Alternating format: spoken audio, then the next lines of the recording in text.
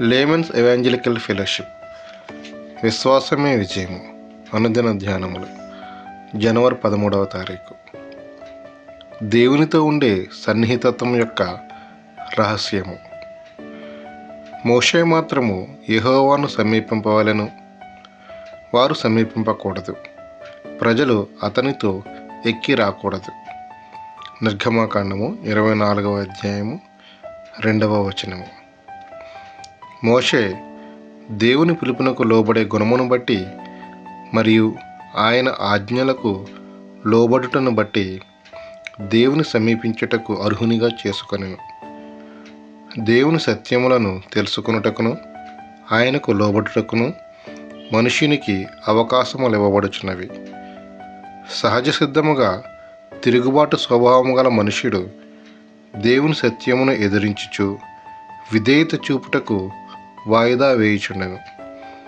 గర్వము అతనిని విడిచినచో విధేయత కొరకు ప్రార్థన చేయును.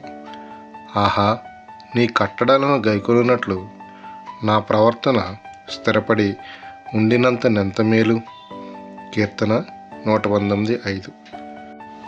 సత్యమును తెలుసుకొని లోబడినప్పుడు మాత్రమే వచ్చేది శక్తివంతమైన ఫలభరితమైన దేవుని జీవము మనలోనికి రాకుండునంతగా మనలో కొందరు తిరుగుబాటుతనమునకు అలవాటు పడిపోయారు. దేవుని సత్యమునకు లోబడుటకు తెలుసుకొనుటకు మనకందరికీ తరుణములు ఇవ్వబడుచున్నవి.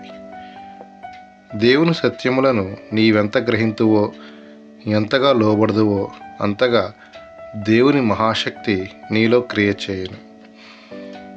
మానవుడు దేవుని పోలికగా సృజింపబడినాడు కనుక మానవునికి తన చుట్టూనున్న మానవులందరినీ మార్చు లోతైన సత్యములను గ్రహించగల సామర్థ్యము ఉన్నది. కానీ అతడు మొట్టమొదట ఆ సత్యమును గ్రహించవలెను మరియు దానికి విధేయుడు కావలెను. అట్లు కాకపోయినచో అతని జీవితము ప్రభావవంతముగా నుండదు. నీ వాక్యమును బట్టి నా అడుగులు స్థిరపరచుము, ఏ పాపమును నన్ను ఏలనీయకుము. కీర్తనలు 119, 133. దేవుని వాక్యము చొప్పున నడిచి ఏ పాపమును అతనిని ఏలనీయకుండా కాపాడుకున్నప్పుడే అతని జీవితము శక్తివంతమైన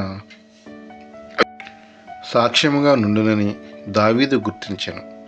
దేవా, నన్ను దీవించుము, దీవించుము అని ప్రార్థించుట తప్పు. దానికి బదులు, దేవా, నాకు విధేయతతో నిండిన ఆత్మను దయచేయము, నేను విధేయుడనే ఎండునట్లుగా నేర్పించము అని ప్రార్థించటం మనకు తగి ఉన్నది. వారు తెలుసుకొనవలసిన సత్యమును వారికి చెప్పకుండా వారిని దీవించుచు ప్రభువా అని నీవు ఇతరులను గూర్చి అడగవద్దు. మోషే మాత్రమే ఒంటరిగా పైకి రావాలనని ఎందుకు అడగబడినాడు? అతడు విధేయత నేర్చుకున్నాడు. అతడు దేవుని పిలుపును అంగీకరించి విధేయుడగుటకు తన్ను తాను అప్పగించుకొనెను. ప్రతి చిన్న విషయానికి ఎందుకు ఆయన నేనేమి చేయవలను అనియు నేనేమి చెప్పవలను అని అడగడానికి దేవుని దగ్గరికి వెళ్ళాడు. తన జ్ఞానము సరిపోదని అతడు గ్రహించాడు.